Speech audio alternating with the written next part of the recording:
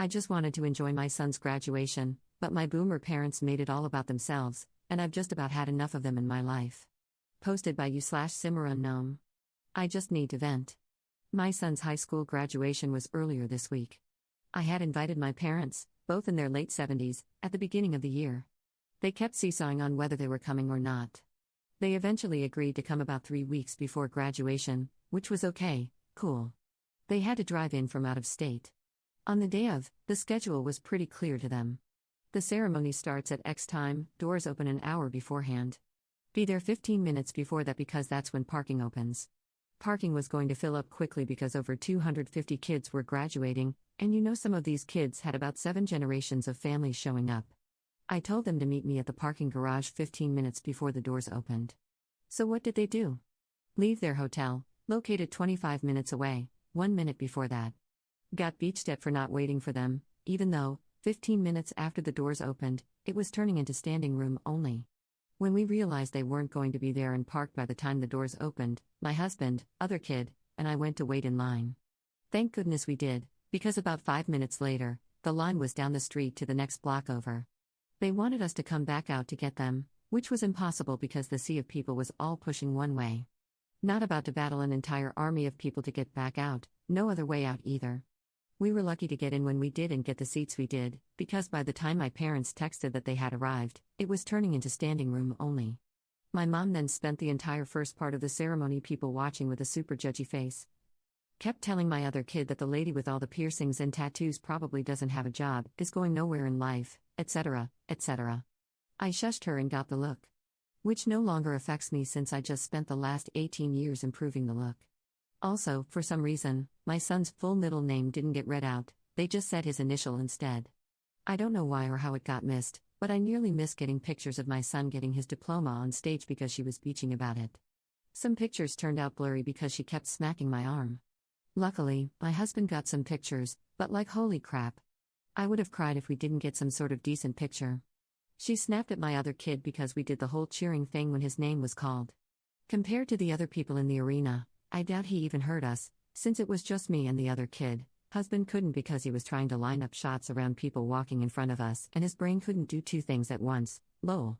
One of the kid speakers, class president, maybe, was talking about evolution and how we got to the point we are at today, and my mom complained about that. They should be thanking God. God got them here. Not even a Christian school, mother. She also complained because some of the young ladies were wearing headscarves, they let them in this school? Like Jesus H. Christ on a cracker, it's a effing public school, Mom. They're still people too, just like you, though probably less of a beach. Also got comments from her about the kids with green hair, blue hair, purple hair, and one girl with clown clothes on. They are going nowhere in life. Like, they just graduated, their life is just starting. The girl with the clown clothes was wearing a bunch of different graduation cords and had her name in the program with several scholarships listed. I pointedly told my other kid, and this is why we don't judge people based on their looks. They have tried to talk my son out of going to his choice of college. They think it's going to be too far away from me. Once we drop him off, we have to move across the country because of military orders, and that it's in a bad part of town.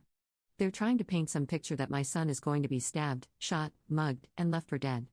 The city the school is in has some crime, obviously, but the college itself has released their safety reports and hasn't had many issues or crimes. I use her favorite line when I voice a worry, it's all up to God. I'm not even religious or Christian anymore. Managed to get the look again when I said that. They are here for the rest of the weekend. We have another promotion ceremony for the other kid this weekend, 8th grade. So, send help? I think dealing with them has given me gray hairs. Top/relevant comments. Commenter. Why, just why continue a relationship with this person, regardless of familial connection? Ops response. She wasn't always this bad, or at least, maybe not that I could see. I think once she realized I stopped giving a crap about her religion, she decided it was time for the gloves to come off. Even though I have told her that's one of the main reasons I have issues with Christian beliefs. I moved away 4 years ago to be with my husband and haven't really seen her much since then. I never visit back home, and she has only come out this way once before. I only invited her because my son and she used to be close, and he wasn't opposed to the idea of her coming. Commenter 2. One of the hardest lessons for me to learn was that accepting or extending invitations made out of obligation was almost always a mistake. It took being ambushed by my elder siblings and pressed for money to make me say no more, and to stop caring about keeping the peace. Ops response. Yeah, my husband and therapist have been helping me understand and set boundaries. I still waver, obviously, but I've also made improvements. Like, I no longer feel obligated to call her every single effing day. I've been sticking with a twice-monthly short phone call, mainly to be like, you still alive? Okay, great, call you later. Commenter 3. I just want to comment on the look. It hurt my feelings and scared me when I was a kid.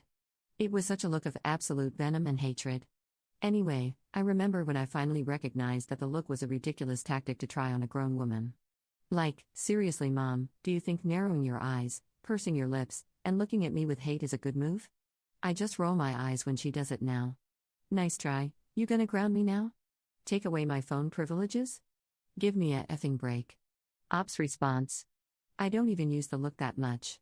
Rarely for my kids, because I'm a firm believer in talking through things with them rather than glaring at them or trying to spark my laser beam into their skull.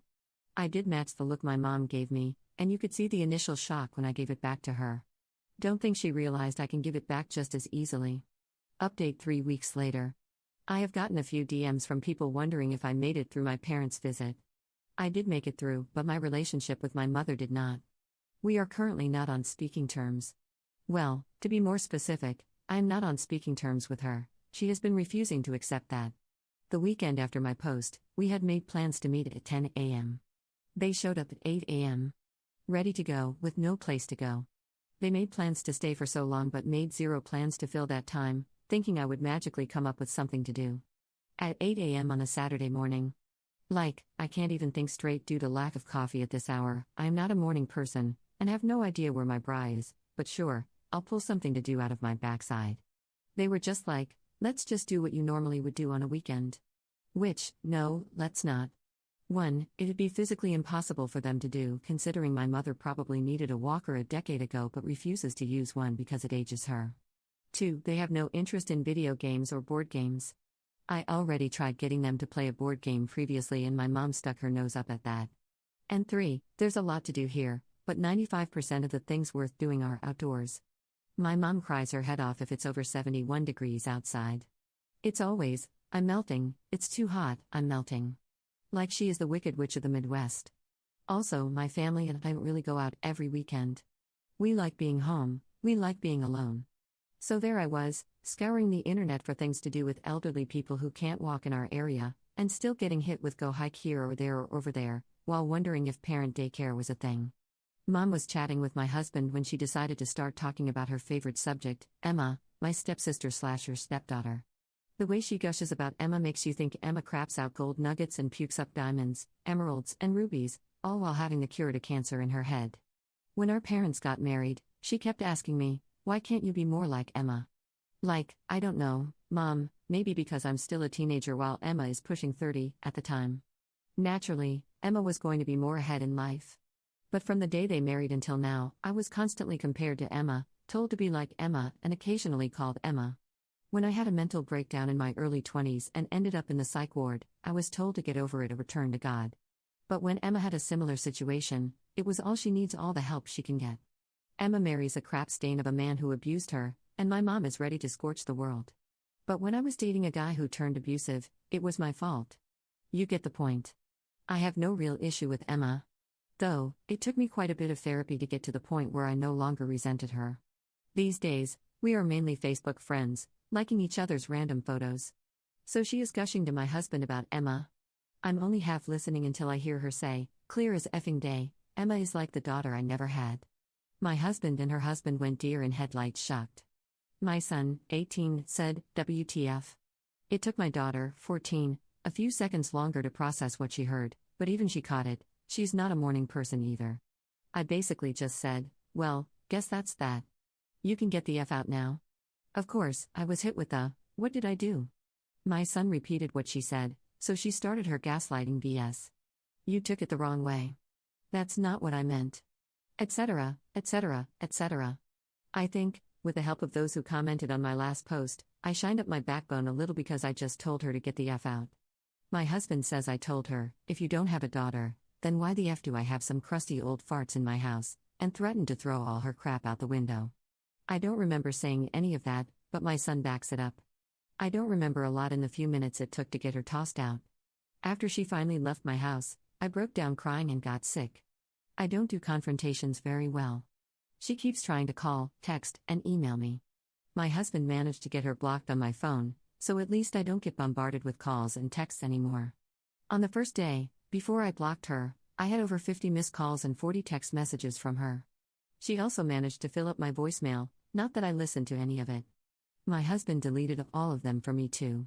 She only has my old email account that I use for spam now, so I'm not really seeing those either, though last I looked, over a week ago, there were around 20 emails just from her. I'm also starting to get a few letters in the snail mail from her too, so oh joy. I guess she told some sob story to Emma too because she reached out to me. Luckily, she listened to my side and just told me, good for you. She also told me she has never been a huge fan of my mom for reasons like this but only plays nice and stays civil for her dad's sake. That made me feel a little better, knowing that Saint Emma dislikes her too. I was a mess for about a week after everything happened. Still am a mess, but less so. My husband and kids have been working hard to distract me, and I have been keeping up with my therapy sessions every week. She even got me in for an emergency session the next Monday. Luckily, my summer is about to get busy. Husband is taking a month off, we're having a garage sale, preparing to move to a new state, getting my son ready for college, so I will have plenty to do to keep my mind off things. I did tell my kids they were allowed to have a relationship with either grandma or grandpa, but they were both like, nah, they made my mom cry. Then they proceeded to demolish me in Mario Kart. Top/relevant comments. Commenter. You are free now. You no longer have to try and earn their respect. You no longer have to deal with their expectations, and no more of their BS. Start building your self-esteem and do not be like them to your children. Ops response. My therapist has been giving me some homework that is targeted towards self-esteem or self-confidence, something I have always been lacking. I'd like to think I've broken whatever parenting cycle in regard to my kids. I kind of viewed how I was raised and how my parents parented me as a what not to do guide. My kids and I have a great relationship.